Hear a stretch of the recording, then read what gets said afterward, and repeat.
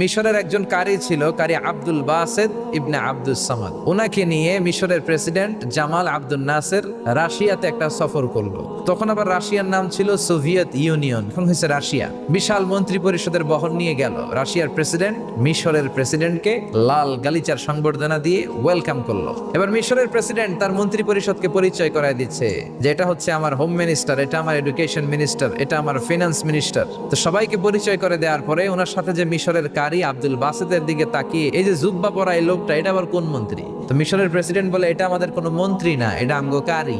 হেরা কি কারি কি বুঝে?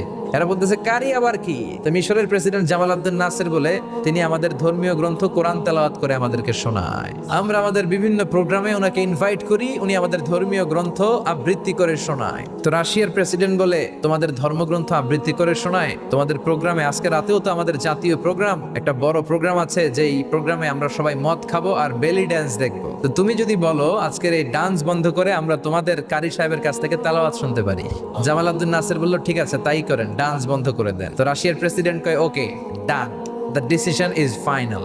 আজকে রাতে কোমর দোলানো নৃত্য হবে না, আজকে তোমাদের কারি সাহেবের তেলাওয়াত শুনবো আর মদ খাবো। ড্যান্স বন্ধ করছে, মাগার মদ বন্ধ।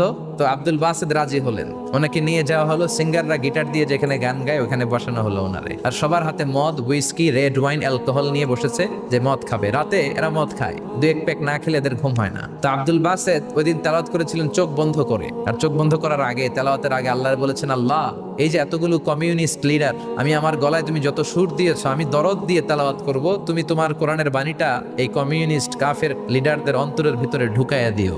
সবাই মদ নিয়ে রেডি। উনি শুরু করলেন আউযু বিল্লাহি মিনাশ শাইতানির রাজিম বলে তেলাওয়াত শুরু করলেন। ওনার তেলাওয়াত যখন শুরু হলো, কেউ আর মদ খায় না, মদের গ্লাস রেখে দিয়ে সবাই ওনার দিকে তাকিয়ে রইল। উনি ওনার কণ্ঠে যত দরদ ছিল, সুর ছিল, সুরের ঝংকার ছিল, মেলোডি ছিল, ভয়েস ছিল, সব উজাড় করে কোরআন তেলাওয়াত করতে লাগলেন। কমিউনিস্ট লিডারগুলো তেলাওয়াত শুনতে শুনতে মনের অজান্তে চোখের পানি ছাড়তে শুরু করছে।